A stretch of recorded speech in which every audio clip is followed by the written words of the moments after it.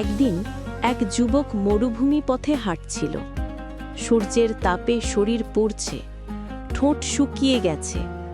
হঠাৎ সে এক কুয়ো দেখল, নিচে পানি আছে। কষ্ট করে নেমে গিয়ে পানি খেল, তারপর উপরে উঠল। উপরে উঠে দেখে এক কুকুর হাঁপাচ্ছে, জিভ বের করে বালু চেটে পানি খোঁজার চেষ্টা করছে। যুবক চেয়ে রইল কুকুরটার দিকে। নিজের ভেতর কিছু একটা নড়ে চড়ে উঠল। সে আবার কুয়োর ভেতর নেমে গেল, নিজের জুতোয় পানি ভরে কুকুরটার সামনে ধরল। কুকুরটা ধীরে ধীরে পানি খেল, আর যুবকের চোখে অজানা এক শান্তি নেমে এলো।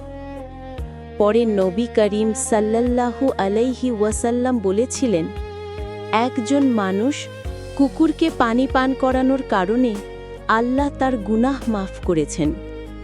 এটা শোনার পর সেই যুবক সিজদায় পড়ে কাঁদতে লাগল, কারণ সে বুঝেছিল দয়া কখনো ছোট হয় না, তা মানুষে হোক বা পশুতে।